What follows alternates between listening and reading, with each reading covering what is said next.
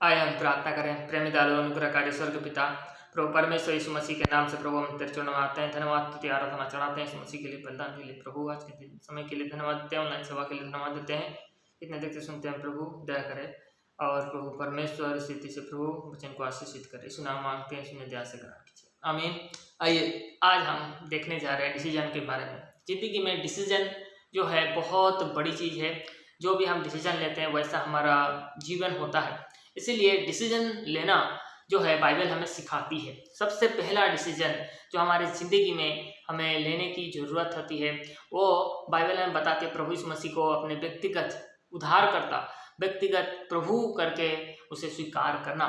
यदि आप परमेश्वर के वचन सुनते हैं और परमेश्वर के वचन आपने सुना है लेकिन अभी तक प्रभु यीशु मसीह को अपने उद्धारकर्ता के रूप में ग्रहण नहीं किया है, तो आपको जरूर प्रभु यीशु मसीह को उद्धारकर्ता के रूप में ग्रहण करना चाहिए और इसी रीति से अपने जीवन का उसे प्रभु बनाना चाहिए। यदि आप मीटिंग में जाते हैं तो मीटिंग में भी जरूर प्रभु यीशु मसीह को ग्रहण करना चाहिए। यदि आप जाते भी हैं तो आपको डिसीजन कार्ड जरूर वहाँ पर फिलअप करना चाहिए और लोगों को देना चाहिए। आपका जो भी है विषय है, जो भी आपका नाम और नंबर ऐसे जरूर देना चाहिए, और ताकि आप जिस भी कलीसिया से आप जुड़ते हैं ताकि उस कलीसिया में आपके लिए प्रार्थना की जाए। आपके डिसीजन जो आपने लिया है यीशु मसीह को ग्रहण करने का, उस पर इस रीति से परमेश्वर आपको सहायता करे कि आप उस डिसीजन में बने रह सकें। क्योंकि बहुत सारे लोग क्या होता है, मीटिंग्स बड़े बड़े मीटिंग्स में क्या करते हैं, हाथ उठाते हैं, डिसीजन भी लेते हैं, यीशु मसीह को ग्रहण भी करते हैं, लेकिन बाद में वो भूल जाते हैं कि हमने डिसीजन लिया था। कुछ लोग टीवी देखते हैं और टीवी के द्वारा भी कुछ लोग डिसीजन लेते हैं कि हाँ हमने टीवी में देखा था, परमेश्वर का वचन सुना था और हमने डिसीजन लिया, फिर उसके बाद भूल जाते हैं। और कई सारे ऐसे हैं कलीसियाएँ हैं जहाँ पर जाते हैं या मीटिंग्स जाते हैं, उस वहाँ पर भी लोग डिसीजन लेते हैं लेकिन भूल जाते हैं। डिसीजन कार्ड होना बहुत ज़रूरी है। एक लाइव है चर्च, यदि आप सेवा करते हैं तो डिसीजन कार्ड जरूर रखिए, ताकि डिसीजन कार्ड जो है लोगों को फिलअप करने में जो है होना चाहिए, ताकि डिसीजन जो है उद्धारकर्ता के रूप में इस तारीख को उन्होंने ग्रहण किया था, इस मसीह को उन्होंने एक्सेप्ट किया था, ये चीज़ होना बहुत ज़रूरी है। बहुत सारे लोग डिसीजन लेने के बावजूद भी बहुत सारे लोग पीछे हटते हैं, बैकस्लाइड करते हैं। इस मसीह को प्रभु उद्धारकर्ता ग्रहण करने के बावजूद भी, प्रभु ग्रहण करने के बावजूद भी कई बार ऐसा होता है। इसीलिए उस डिसीजन कार्ड उनके लिए ज़रूर आप रखें, ताकि वो एक तरीके से उनका नाम रहे, कुछ पर्सनल डिटेल जो है, जो कि जैसे कि पता और नंबर रहे, ताकि आप उनको कॉन्टैक्ट कर सकें या फिर इस रीति से प्रेयर किया जा सके, ताकि उनका डिसीजन स्थिर रह सके। बहुत सारे ऐसे बड़े बड़े सेवक हैं, बिलीग्राम जैसे सेवक जो हैं, बड़े बड़े सेवक, उनके सेवकाई में बहुत से लोगों ने डिसीजन तो लिया, लेकिन डिसीजन लेना और प्रभु यीशु मसीह के लिए जीना और बहुत अलग बात है। इस मसीह को ग्रहण तो करते हैं बहुत सारे लोग, लेकिन जीना बहुत मुश्किल होता है। इसीलिए डिसीजन लेने के बावजूद उनके लिए प्रेयर होना बहुत ज़रूरी है। इसलिए डिसीजन कार्ड हमारे कलीसिया में हम डिसीजन कार्ड देते हैं, ताकि डिसीजन कार्ड जो है लोगों के लिए प्रार्थना की जाए, उनको रखा जाए उनको डिसीजन। दूसरा डिसीजन हम जब देखते हैं तो वो है बपतिस्मा का डिसीजन। बपतिस्मा लेना, यीशु मसीह में आप नया जन्म पाना या यीशु मसीह में पुराने मनुष्यत्व को उतारना और एक नया सिरे से जन्म लेना, एक नया व्यक्तित्व को पहनना, ये बहुत बड़ा डिसीजन होता है समाज के सामने। ना केवल एक व्यक्तिगत ये जो उदाहरण जो विषय के नहीं है, बल्कि ये सामाजिक डिक्लेरेशन होता है। सामाजिक रीति से ये बताना होता है कि मैंने प्रभु यीशु मसीह को पहन लिया है, अब मैं पुराना मनुष्यत्व नहीं, पुराने व्यक्तित्व नहीं, पुराने इंसान नहीं हूँ। तो इसीलिए ये डिसीजन भी लेना बहुत ज़रूरी है। बहुत सारे लोग सिर्फ चंगाई के लिए डिसीजन लेते हैं या फिर कुछ फ़ायदा के लिए कि हमें पासपोर्ट मिल जाए या फिर कुछ चंगाई मिल जाए या कुछ आशीषें मिल जाए, इसीलिए वो बपतिस्मा लेना चाहते हैं और बपतिस्मा लेते हैं। लेकिन बपतिस्मा से पहले उनका काउंसलिंग होना बहुत ज़रूरी है और ये डिसीजन वो खुद लेना उनको बहुत ज़रूरी है कि क्यों वो बपतिस्मा ले रहे हैं। यीशु मसीह ने उन्हें डिक्लेरेशन करने के लिए कि मैं अब पूरी रीति से मसीह का हो गया, मैं मसीह का ही अब मैं हो गया, उस समाज में डिक्लेरेशन करने के लिए या बताने के लिए कि मैं बपतिस्मा ले रहा हूँ। बपतिस्मा जो है ये व्यक्तिगत आपका निर्णय है, जो आपको स्वतंत्र अधिकार है कि आप कहीं भी ले सकते हैं, आपकी मर्जी से ले सकते हैं। लेकिन यदि आप सही रीति से मरे नहीं हैं, पाप के लिए मरे नहीं हैं, तो ये डिसीजन लेना बिल्कुल नहीं चाहिए। यदि आप डिसीजन लेते हैं, ये डिसीजन आप किसी भी चर्च में आप ले सकते हैं, किसी भी जगह जा करके आप बपतिस्मा दिला सकते हैं, किसी भी चर्च का आप मेंबर बन सकते हैं, इसमें कोई बड़ी चीज़ नहीं है। लेकिन यदि आप पाप के लिए नहीं मरे हैं या पाप आपके लिए अभी भी महत्व रखता है, तो आप ये डिसीजन लेकर भी कोई फ़ायदा नहीं, क्योंकि बपतिस्मा के बाद आपको पाप रहित या मसीह के लिए जीना है। मसीह पाप नहीं है, पाप के लिए मर जाना और यीशु मसीह के लिए जीना ही बपतिस्मा कहलाता है। यदि आप छिड़काव बपतिस्मा लें, चाहे आप किसी भी तरीके का बपतिस्मा लें, इससे कोई फर्क नहीं पड़ता। चाहे पवित्र आत्मा का बपतिस्मा लें या फिर पानी में बपतिस्मा लें या तेल में बपतिस्मा लें, इससे कोई फर्क नहीं पड़ता। किस कैसे बपतिस्मा ले रहे हैं, इससे कोई फर्क नहीं पड़ता। इससे फर्क पड़ता है कि आप प्रभु यीशु मसीह के लिए जीते हैं कि नहीं। आप प्रभु यीशु मसीह को ग्रहण करने के बाद क्या आपके जीवन में पाप है? यदि आपके जीवन में पाप है तो आप बिल्कुल भी बपतिस्मा नहीं ले सकते। इसलिए काउंसलिंग होना बहुत ज़रूरी है।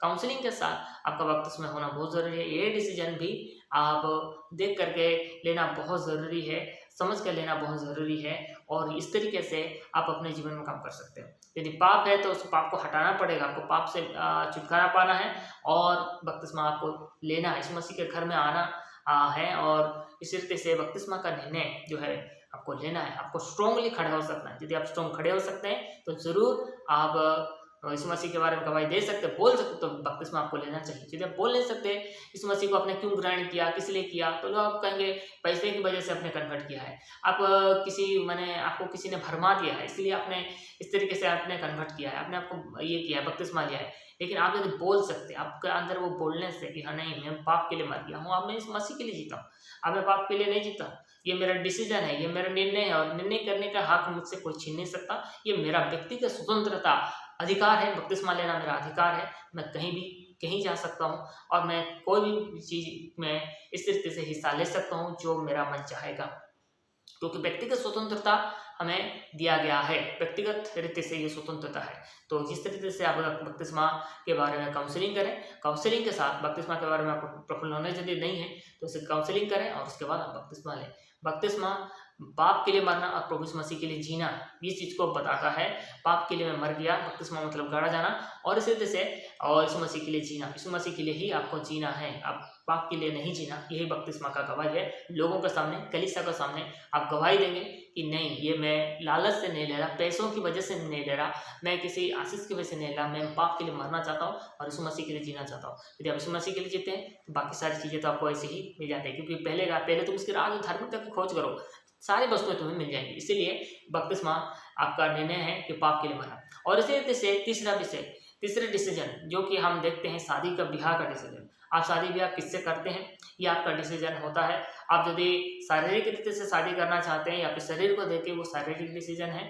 यदि आप सांसारिक बातों को देख कर यदि आप डिसीजन लेते हैं तो अब वो सांसारिक डिसीजन है, और यदि आप आत्मिक बातों को देखते हैं तो वह आत्मिक डिसीजन है। तो आप सोचिए, समझिए और सही रीति से आप डिसीजन लीजिए, क्योंकि शादी आपको करना है, जिसको भी करना है, चाहे लड़का हो, चाहे लड़की हो, चाहे परिवार हो, चाहे आपको देखना है, तो आप अब उस हिसाब से शादी कर सकते हैं। यदि शरीर को देखते हैं तो शारीरिक ही मिलेगा, और संसारिक देखते हैं तो संसारिक मिलेगा, और आत्मिक देखते हैं तो आत्मिक मिलेगा। आप जैसे हैं आपको वैसे ही देखना चाहिए, और यदि आप आत्मिक नहीं है तो आपको आत्मिक ढूंढना भी नहीं चाहिए, क्योंकि आत्मिक व्यक्ति नहीं है। यदि आप शारीरिक हैं तो शारीरिक व्यक्ति, ज़्यादातर तो लोग इसे जैसे सांसारिकता ही देखते हैं, क्योंकि संसार में हम हैं, सांसारिक लोगों के बीच में हैं, समाज के बीच में, तो सामाजिक रीति से ही लोग शादी करते हैं। लेकिन ये डिसीजन आपका है, मसीह में आप क्या डिसीजन लेते हैं ये आपके ऊपर डिपेंड करता है, क्योंकि ये जीवन साथी का डिसीजन है। आजीवन साथी कैसा होना चाहिए ये आपके ऊपर डिपेंड करता है, और ये चुनाव परमेश्वर ने स्वयं ठहराया है। आदम के लिए हवा बनाया तो भी आदम के पास परमेश्वर ने ला कर उसे दिया है, तो इसीलिए ये चुनाव करने का जो विषय है, परमेश्वर ने आपको चुनाव दिया है, इसलिए अब क्या चुनते हैं ये सबसे ज़्यादा मायने रखता है, आप क्या चुनते हैं। इसलिए ये भी आपका डिसीजन एक सही गलत भी हो सकता है। यदि आप सही डिसीजन लेंगे आपका सही ही होता है। इसलिए अब देख करके सिद्ध से डिसीजन को लीजिए, कोई गड़बड़ी में ना आए, उसके लिए भी आप प्रेरित करवाइए, प्रार्थना कर सकते हैं आपके लोगों से, समाज से, आपके जुड़े हुए कलीसियाओं से आप प्रेरित करवा सकते हैं। इस रीति से शादी का डिसीजन भी एक बहुत महत्वपूर्ण डिसीजन है। उसके बाद आखिरी जो हम देखने जा रहे हैं वो है सेवा का डिसीजन। सेवा करने का जब डिसीजन लेते हैं तो सेवा करने के लिए आपको प्रूफ होना बहुत ज़रूरी है कि आप प्रूफ पाए हुए एक सेवक हैं। और यदि आप प्रूफ नहीं पाए हुए सेवक हैं तो आपको सेवा जो है बहुत माने मुश्किल होती है। प्रूफ जैसे कि सर्टिफिकेट होते हैं जो कि प्रूफ्स होते हैं, जैसे कि आप बाइबल कॉलेज किए हैं कि नहीं, क्या आपके पास सर्टिफिकेट है सेवा करने का, क्या आप इस तरीके से मैंने कोई कोर्स किए हैं कि नहीं। तो एक कोर्स होना भी बहुत ज़रूरी होता है। या फिर किसी सेवकों से जो है आपको परमिशन होना बहुत ज़रूरत होता है, आशीष होना बहुत ज़रूरत होता है।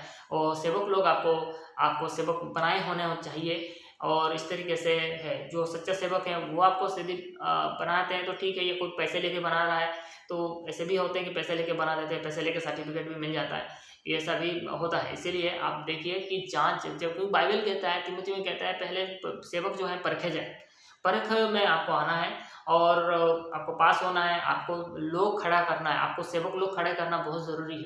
ये भी एक डिसीजन है, जब आप लेते हैं तो लोग आपको खड़ा करना बहुत ज़रूरी है। यदि आपको लोग नहीं खड़ा कर रहे हैं, लोग मतलब सेवक आपको खड़ा करना चाहिए, जांचे जाने चाहिए, जांच में आप निकलने चाहिए और आपको खड़ा होना बहुत ज़रूरी है। सर्टिफिकेट का मामला ये तो एक बात है जो कि आप स्टडी थ्योरेटिकली बात है, लेकिन प्रैक्टिकली भी ये सारी बातों में आपको सही होना बहुत ज़रूरी है। यदि आप खड़े होंगे तभी जा कर के लोग आपके मैंने आशीष यदि नहीं होगा तो इस तरीके से सेवकों का आशीष होना चाहिए। एक बड़े भाई, एक बड़े एक पद में होने वाले एक व्यक्ति का आपको आशीष होना बहुत ज़रूरी है। यदि आप ऐसे नहीं हैं तो फिर सेवा करना आपके लिए बहुत कठिन होगा। व्यक्तिगत तरीके से आप कुछ भी ऐसे मैं खड़ा हो जाऊँगा, मैं ऐसा कुछ बन जाऊँगा, ऐसे सोचने से नहीं बन सकते।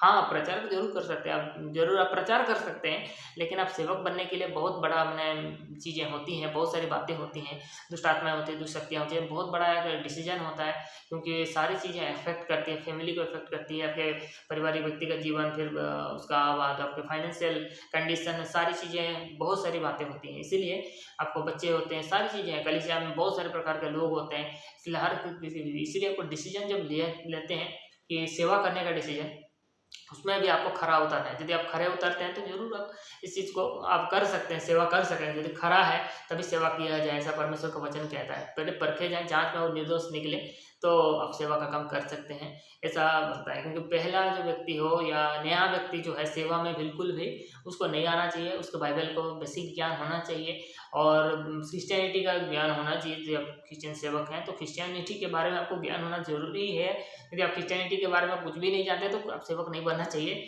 और इसी रीति से क्रिश्चियनिटी के बारे में आपको जानना ज़रूरी है, चर्चेस के बारे में जानना बहुत ज़रूरी है।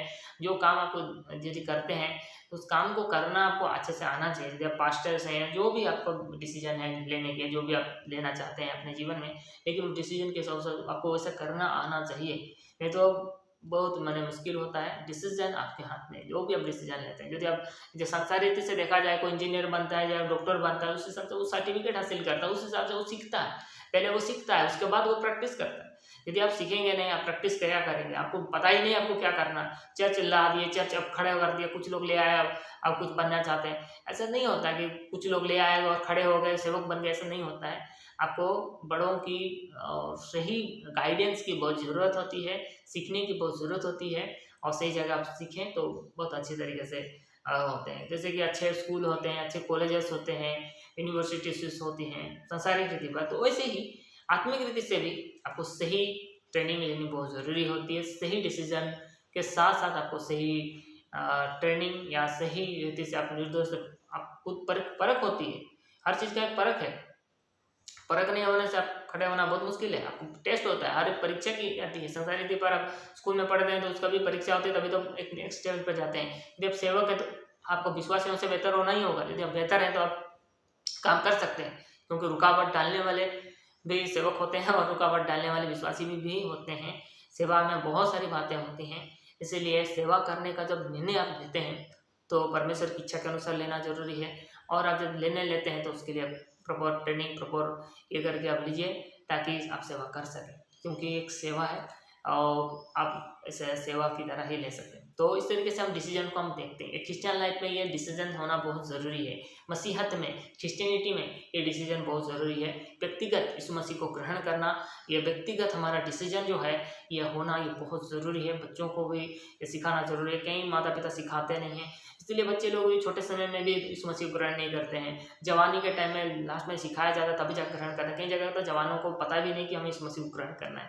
यीशु मसीह को ग्रहण करना बहुत ज़रूरी है, क्योंकि यीशु मसीह द्वार में खड़ा रहता है। यीशु मसीह कभी आपके बिना परमिशन के आपके अंदर नहीं आएगा, इसलिए आपको उसको आमंत्रित करना आपका जीवन में बहुत ज़रूरी है। इसलिए मैंने कहा कि एक डिसीजन आपको लेना बहुत ज़रूरी है, ये बहुत ज़रूरी है। और बपतिस्मा का डिसीजन भी आप ही का होना चाहिए। और आप यदि बपतिस्मा लेते हैं तो पाप के लिए मरना बहुत ज़रूरी है, ये बहुत ज़रूरी है। और इसी तरह से शादी का डिसीजन ये आपके हाथ में है, आपका जीवन साथी है, इसलिए आपका कैसा डिसीजन आप लेना चाहते हैं ये आप देख लीजिए, प्रेयर करा सकते हैं।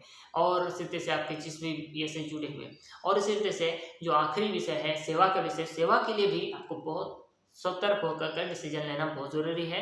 ये परमेश्वर की इच्छा है कि नहीं, और यदि आप डिसीजन लेते हैं तो उस हिसाब से आपको ट्रेनिंग, उस हिसाब से आपको सीखना बहुत ज़रूरी है। बिना सीखे आप बिल्कुल भी सेवा में कूदिए मत, क्योंकि इससे आपका ही हानि है, आपका ही नुकसान हो जाता है। इसीलिए आप इस चीज़ को अच्छे से समझ बूझ करके करिए, क्योंकि ये आत्मिक काम है और ये आपको बहुत माने पहले टेस्ट होना ज़रूरी है। बाइबल में बताता है पहले परीक्षा की जाए, उसके बाद आपको खड़ा किया जाए। इसलिए बहुत ज़रूरी इस सारी बातों में आप देखिए अपने आप को और इसको खड़ा कीजिए, और तब जाकर आप सेवा कर सकते हैं। इस रीति से वचन में भी लिखा है, और इसीलिए हम इन बातों को बताते हैं कि डिसीजन आपका जीवन का बहुत बड़ा फैसला यही सब है।